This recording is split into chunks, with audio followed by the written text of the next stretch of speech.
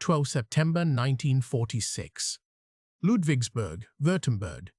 Karl Baum wrote in a small, cramped hand on the back of a ration card, "We came here hungry and were ashamed of what fed us." Short sentence. A dangerous sentence. One that could not be spoken aloud in cafes, town halls, or Sprüchkammer rooms. It summarized the story that follows. He wrote it in ink that smeared when his hand trembled. He kept it folded in the pocket of a patched coat. He kept it like a ledger. It would be cited years later by his daughter in a memorial folder, by an archivist making a note, and then, finally, by historians reading the stains for what they might mean. 8 May 1945. Neudorf, Banat. The village before the road. The village had a church, a school, and the bakehouse. It had a village mayor who kept lists. It had a men's choir. It had been German for generations. It had been privileged in small, local ways. It had also been part of larger apparatuses. The road out of Neudorf was pitted with shell craters. Smoke rose in the distance. A convoy left on 8 May 1945, the date the war in Europe ended. They left because the front had not yet become a line but a rumor. They left because men with rifles came into the village and said the only safe act was to leave. The mathematics of departure are plain in the bundle of papers Karl kept. A passport marked Volksdeutsche, a list of household items with numbers erased, a torn school exercise book. There were signatures, military, civilian, administrative, bearing witness to movements that would be recoded as flight and later labeled expulsion. Bundesarchiv correspondence from the period shows the first streams of ethnic Germans moving across the Danube in May and June 1945. Reports from the British and American occupation forces, scattered and exasperated, noted thousands arriving with little more than what they wore. Short sentences. Brick and bone. The village became rubble in other places. In Neudorf, the bakehouse still smoked. In the wider Banat, there were internment camps. Tito's partisans established camps in the immediate aftermath. Prisoners were gathered in former gendarmerie posts, factories, and schoolyards. A 1945 Yugoslav military report, quoted in a post-war investigation, listed suspects, collaborators, Volksdeutsche among those interned. The mathematics of detention were rough capacity, guard numbers, rations per inmate. Interrogation reports recorded names, occupations, accusations. Many were accused of participating in occupation administrations or paramilitary groups. Many denied.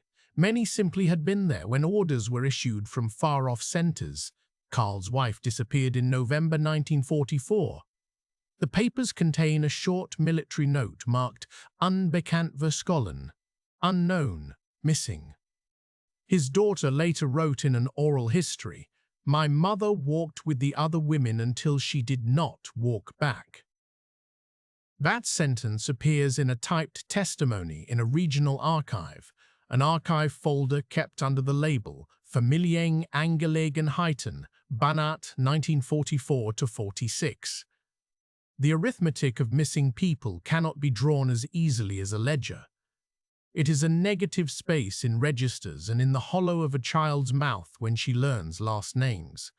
2 May, June 1945.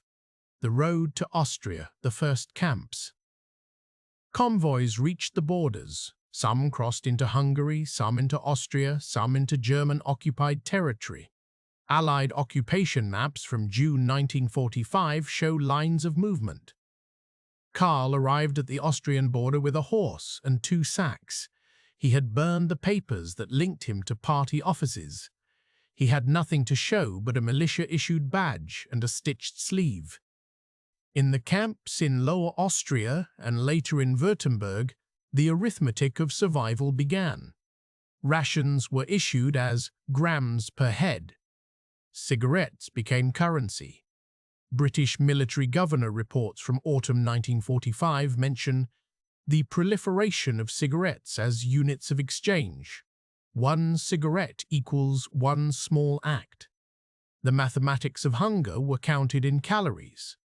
Occupation authorities kept food distribution tables. Flour, 250 grams per person per day. Meat, irregular, sugar, a luxury. The winter of 1946-47 would be the depth of this arithmetic. Bread, a cheap substitute. Potatoes, the only reliable route. A British occupation summary noted that the nutritional intake of displaced populations is below subsistence in many enclaves. Trümmerfrauen rebuilt in German cities. The rubble women were visible in Stuttgart and Munich, in Augsburg and Bremen. Archival photographs show women in patched skirts hauling brick. The caption on a 1946 photograph in a municipal archive reads, Trümmerfrauen on Königstraße, Stuttgart, clearing debris for return to city. Many of these women were locals. Many were also newcomers, expelled families who found work sifting brick. The arithmetic of labor meant that men who had been farmers and civil servants had to learn urban trades. The manuals handed out by municipal employment offices in 1947 list jobs suitable for former Reichsdeutsche and ethnic German arrivals: brickwork, scrap sorting, factory assembly. Karl learned to lay bricks to supplement his rations. He learned to read the municipal work roster. I-3, July 1945. The occupation and curfews. Short sentences. Uniformed men walked the streets. British, American, and French units occupied different zones. An Allied occupation order for the American zone in June 1945 laid out curfew times, restrictions on movement, and the control of radio and press. Occupation reports mentioned civilian compliance slipping and reprisals against suspected collaborators. In a Ludwigsburg police report of 3 July 1945, a constable notes fear of retribution from neighbors, anonymous threats, arrests, both justified and unfounded, curfews, structured nights. People learned the arithmetic of danger in minutes, how many minutes between sunset and the curfew bell, how many minutes to hide contraband, how many minutes to stand in a queue for soup. Allied intelligence summaries catalogued the risk of reprisals, noting that sometimes local committees took justice into their own hands. Karl remembered the night a neighbor's house was pelted with stones, and the child was taken to the cellar. He wrote the detail in a journal in 1948. At 22 Thaun, we heard shouting. The curfew bell was like a relief. IV, 1945-1947. The mathematics of denazification. Denazification had forms. It had categories. It had a Spruchkammer in the American zone, a tribunal whose lines and boxes would determine who stayed out of prison and who would not. The forms were rigorous. The questionnaire asked for membership in party organizations, dates, positions, functions. It was, in many ways, the new paperwork that would govern everything. Spruchkammer files in the Bundesarchiv show forms stamped, crossed out, corrected. A Spruchkammer hearing transcript from 12 March 1946 in Stuttgart reads, tersely, witness denies affiliation beyond membership in 1937, no active role. Witness claims, I only followed orders. Verdict, Mitläufer, follower.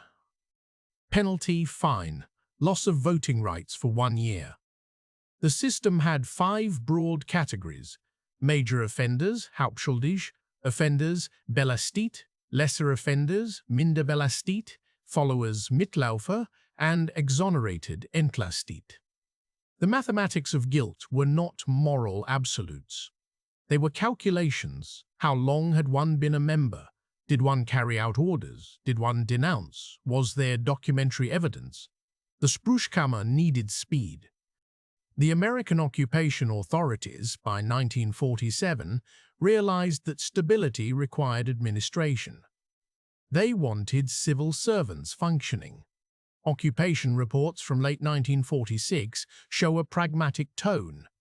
Denazification must proceed, but also not destroy the administrative core. Thousands who were classified as Mitläufer returned to desks. Some had signed orders that sent people to camps. Others had signed for coal deliveries. The arithmetic was uneven. A 1947 report by a German municipal office described a committee reappointing a former clerk because we need his knowledge of cadastral maps. The narrative of ordinary people who only followed orders became the default explanation. People rewrote pasts in new testimonies.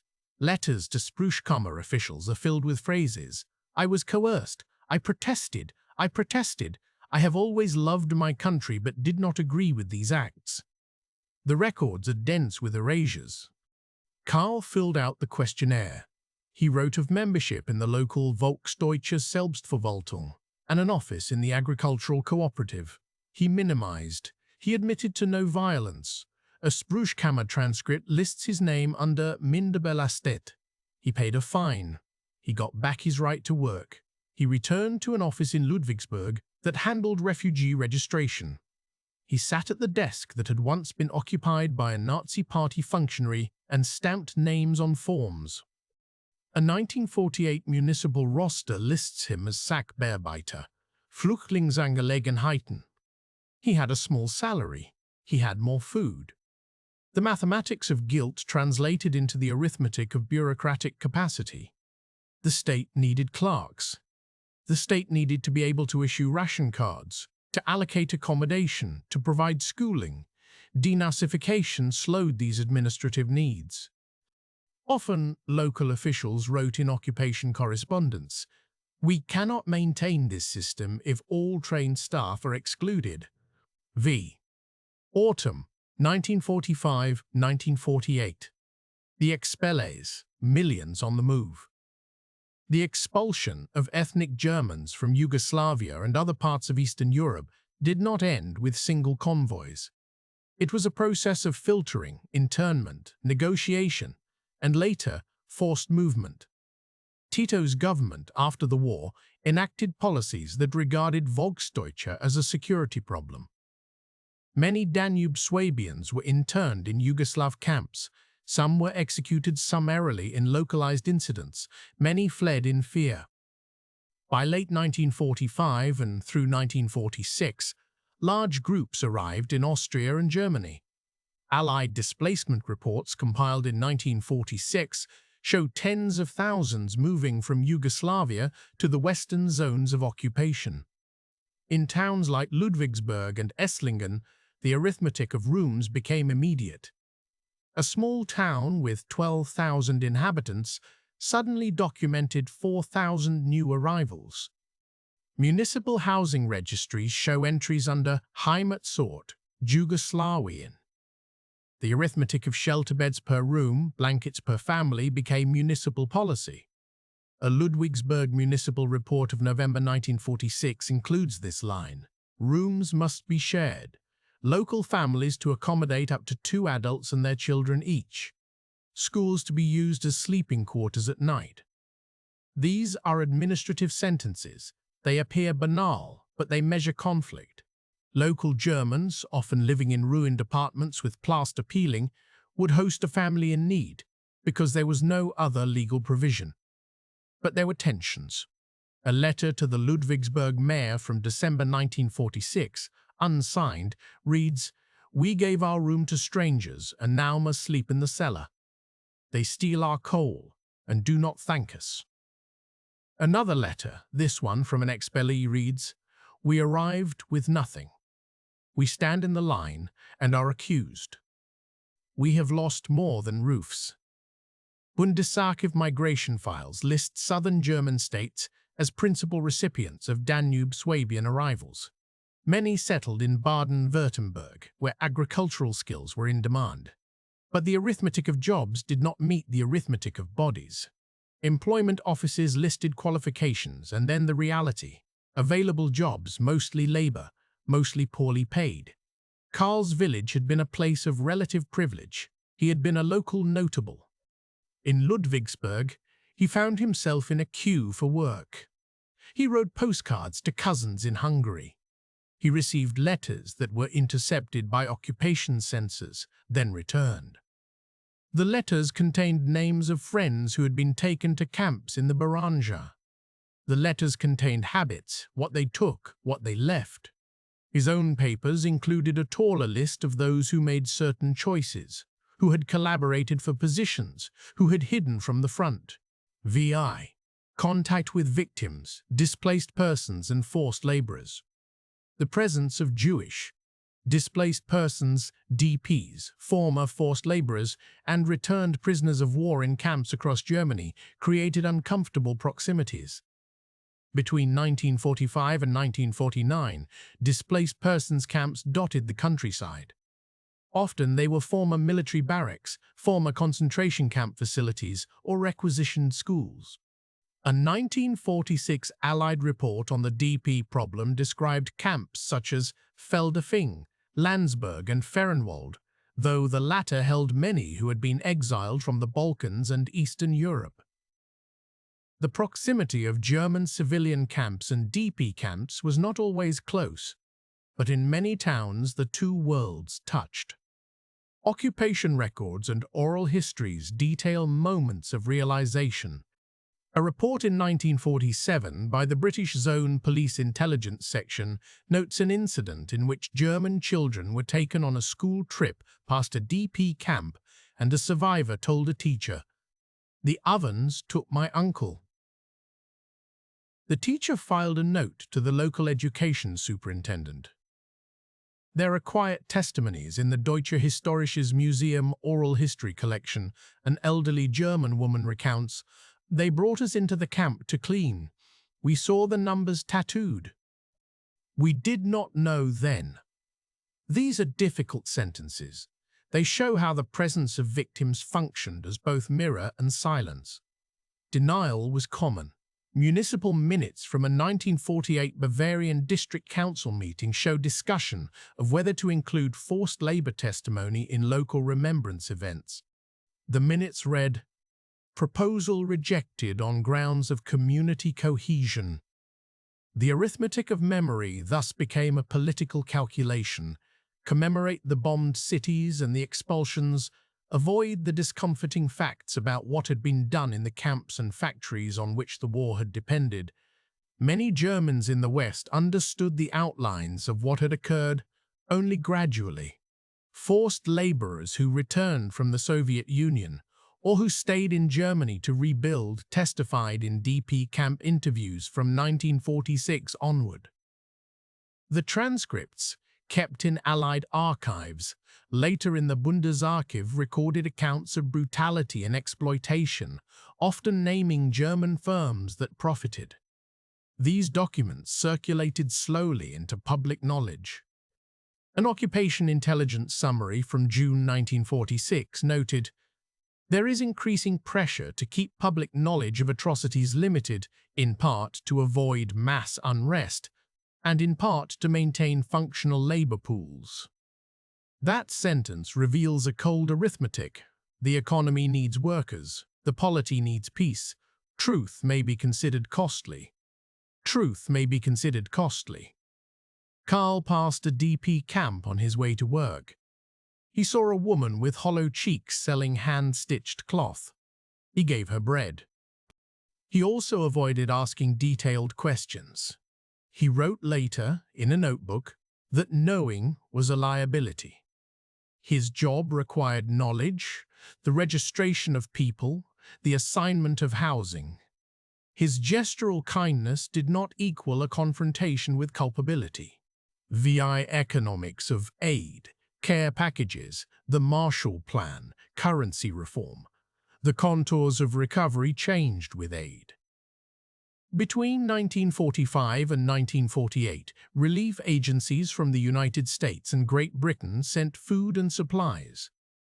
A 1946 report from the American military government lists care packages distributed to displaced German populations and to displaced persons. The parcels contained canned meat, coffee, powdered milk. They were sporadic. The arithmetic of distribution remained precarious. Two decisive interventions changed the calculations. The first was the currency reform of 20 June 1948 in the Western zones. The Deutsche Mark replaced the Reichsmark. Suddenly, people who had been trading in cigarettes and rations could have money that seemed durable. The municipal minutes from Ludwigsburg, June 1948, record long lines at the banks and the distribution of small notes. People counted money like newly lit candles. The second intervention was the Marshall Plan, announced in 1947 and implemented over the next 4 years. The plan's funds flowed into industrial raw materials, into credits, into the rehabilitation of infrastructure. By 1950, there were new factory orders, and by 1953, there were stable increases in production in heavy industry and manufacturing. The arithmetic of production rebounded. The Wirtschaftswunder, economic miracle, is often measured in percent growth rates. Allied economic reports from 1952 show industrial output of the Federal Republic at nearly double the 1949 level. Karl got a job in a rebuilt textile factory on the outskirts of Ludwigsburg in 1949. The personnel record lists him as Baum, Karl, hired 1 October 1949, formerly refugee from Yugoslavia. He worked on a night shift installing new looms. The wages were modest but steady. The arithmetic of his household changed. Coal, now more reliably purchasable, sugar, now a monthly item. He kept a ledger that recorded income, rent, ration, coupons sold, and coal distributed. His notes show that the arithmetic of survival had moved from "do we eat today?" to "can we pay rent?" The latter was no small shift. V8. The psychology of rebuilding, silence, compromise, and the new parties. Short sentences. Silence grew into habits. Compromise became a condition of governance. Political life reconstituted itself quickly in ways that aimed to balance renewal with continuity. The Christian Democratic Union, CDU, the Social Democratic Party, SPD, and regional parties negotiated not only policy, but also the story of the past. Municipal commemorations in the early 1950s often emphasized the suffering of bomb victims and the hardships of expellees. School curricula were rewritten to include civics and democracy, but many textbooks softened the depiction of German culpability. A 1952 schoolbook on modern German history, used in parts of Baden-Württemberg, devoted 2 pages to Nazism and 4 to the Allied bombing and expulsions.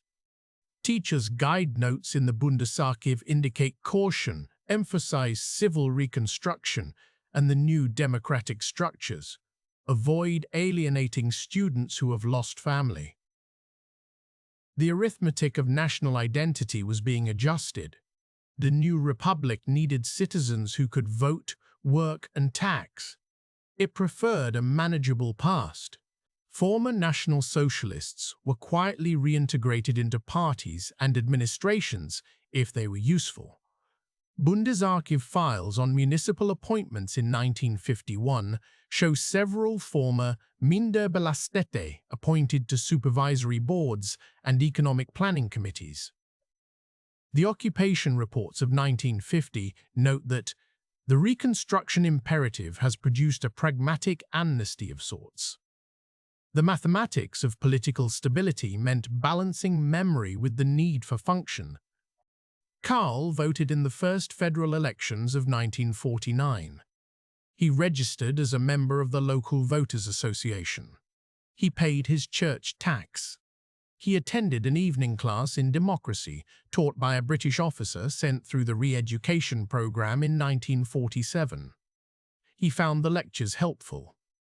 He also found himself making compromises at work, turning a blind eye to some employment practices in order to keep his position. The arithmetic of compromise is visible in his municipal notes, where a principled refusal would be costly. A small silence bought continuity. Encounters and remembrances. public memory, and private notebooks. Public commemorations were selective. There were monuments to bombing victims erected in town squares.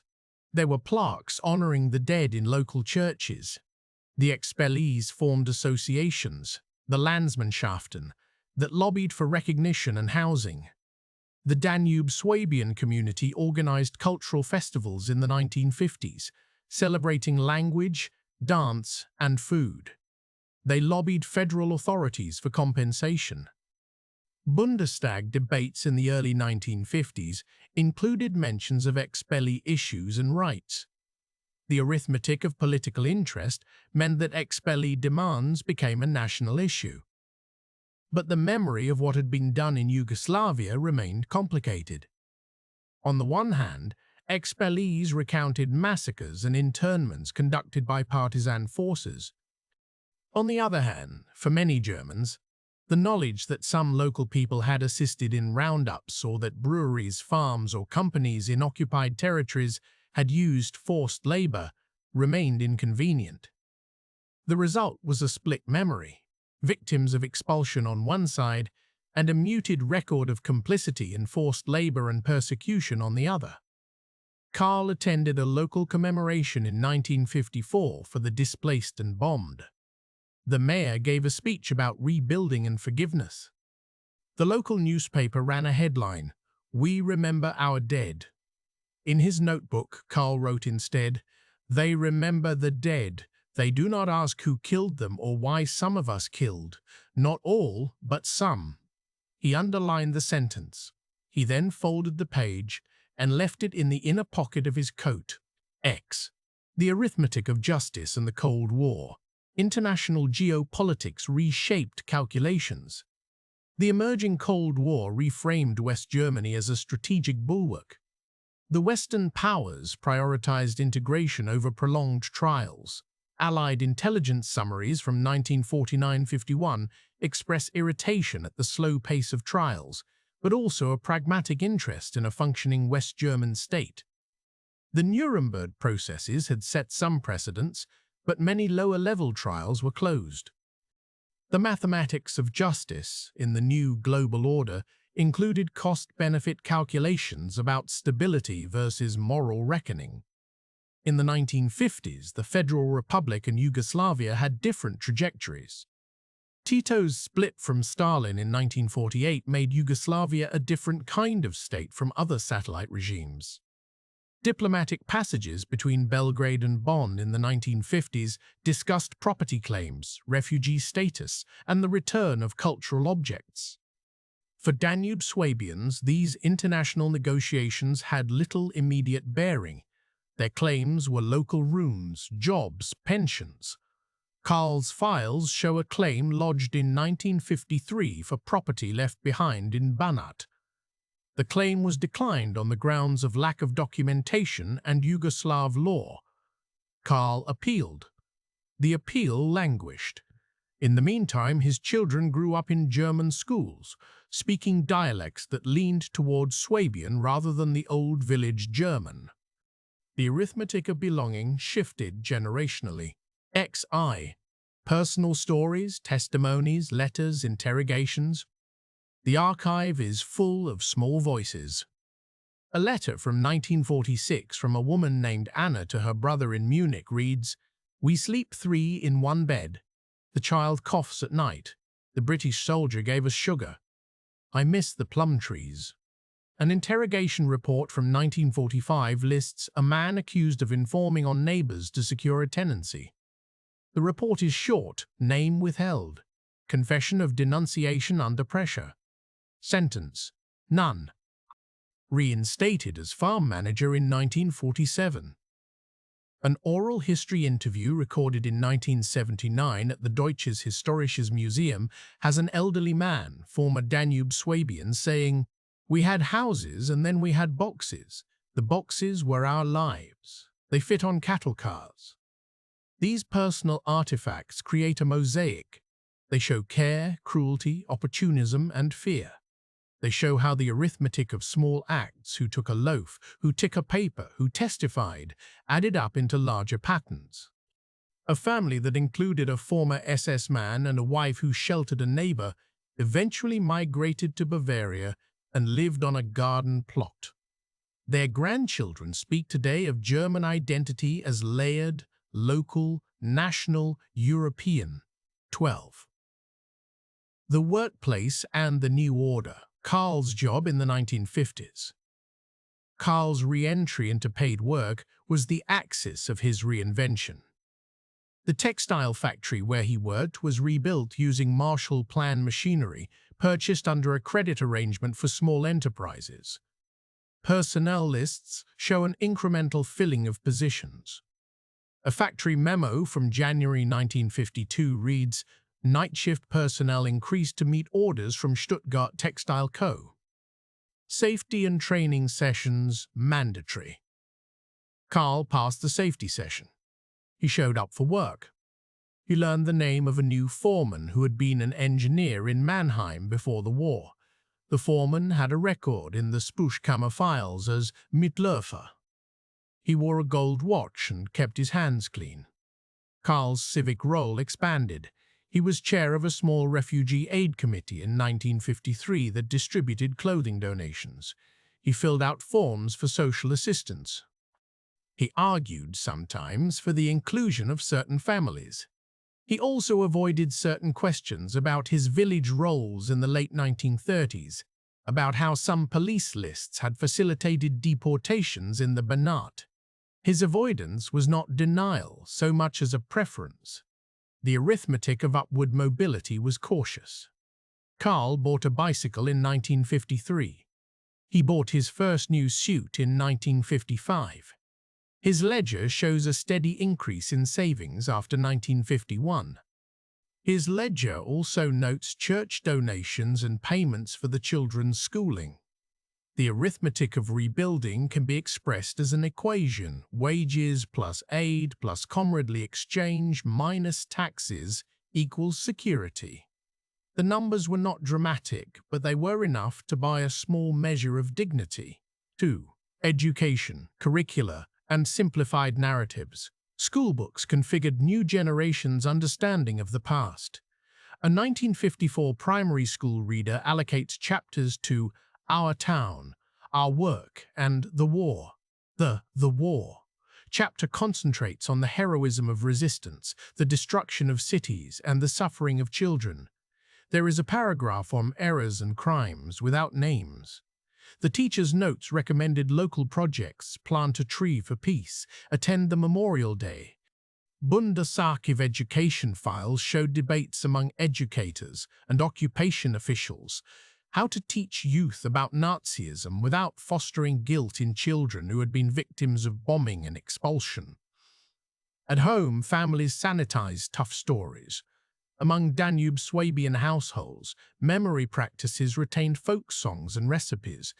In oral histories from the 1960s, older women recall serving Bauernbrot at communal nights and telling stories of home fields.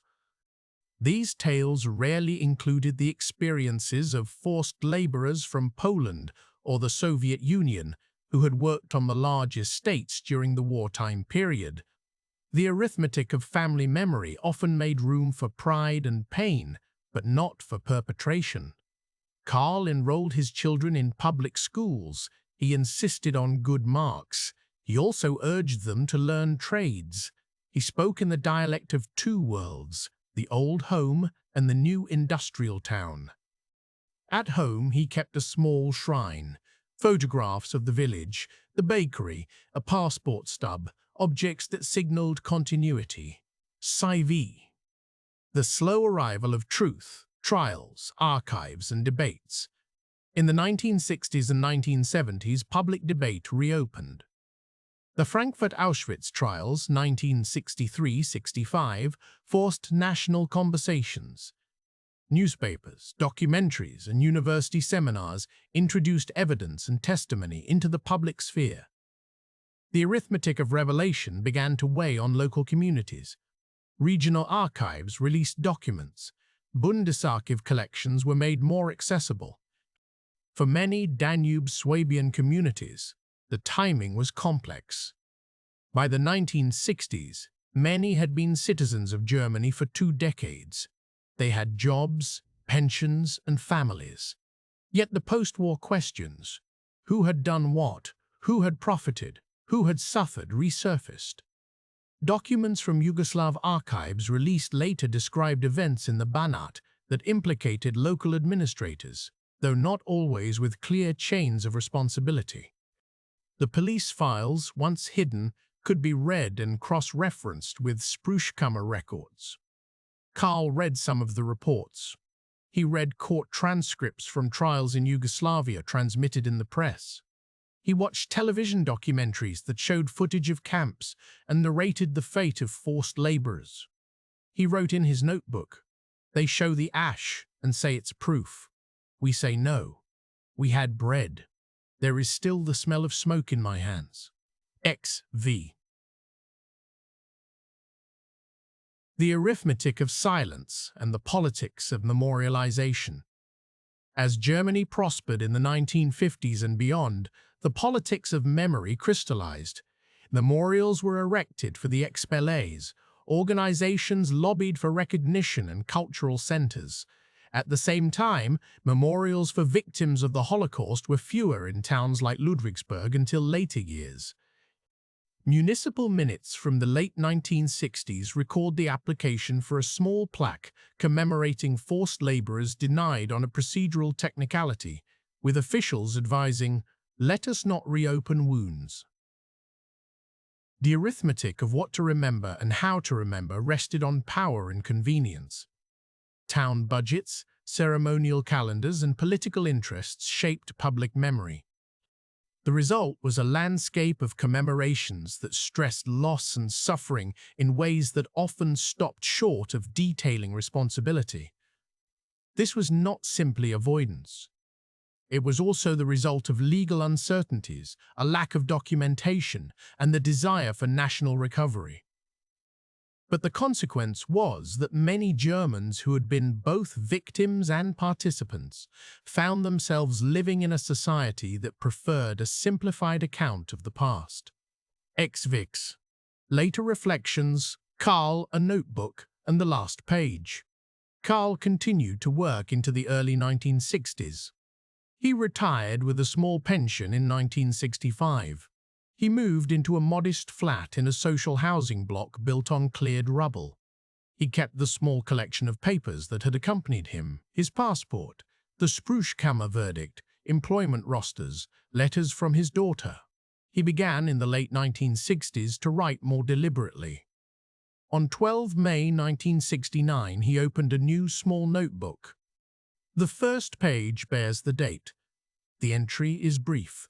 It echoes the cramped line written in Ludwigsburg 23 years before, "We came here hungry and were ashamed of what fed us." He added a second sentence, "We learned accommodation as survival." He wrote in a clipped voice. He recorded names of men who had been guards in a camp in the Banat, of a neighbor who later became a union official. He noted trial results when they appeared on the television. He noted small reconciliations. A former neighbor returned a stolen silver spoon in 1959 and apologized. He recorded small refusals. A municipal official refused to publicize a pamphlet about a forced labor camp in 1962. His notebook contains pages of arithmetic. He wrote down figures: bread rations per week in 1946, cigarettes traded for coal in 1947, lira conversions in 1948 when the family sent money abroad. Each numeric entry, in his mind, corresponded to a moral ledger. But he never simplified the moral part into equations. He resisted both absolution and damnation. 16. The mathematics of culpability and the arithmetic of life. The recurring phrases that circled Karl's life: the mathematics of guilt, the arithmetic of rooms, the mathematics of hunger, the arithmetic of compromise, are not rhetorical tricks. They are attempts to measure how practical concerns intersected with moral questions. The mathematics of guilt asks, How is responsibility allocated when institutions, economic survival, and local loyalties intersect? The arithmetic of rooms asks, who sleeps where when housing is scarce? The mathematics of hunger asks, how does scarcity shape decisions that later look like betrayal? These are not simple calculations. They are messy sums, where variables include fear, opportunism, memory, law, and politics. In bureaucratic archives, they become numbers. In oral histories, they become sentences. In private notebooks, they become fragments. XC8. The final decade, aging, testimony, and the slow turning of a public. By the 1970s, some of Karl's contemporaries began to speak more openly. A wave of new scholarship, combined with survivor testimony and journalistic inquiry, reached deeper into local histories. Museums opened exhibitions. The Holocaust, as a national subject, entered more fully into school curricula. Town councils that had once deferred to community cohesion began, in some places, to commission local histories that included chapters on forced labor. Karl attended a reading in 1978, where a young historian presented local archives that mentioned a group of forced laborers assigned to the estate near his home village. He held his coat in his lap.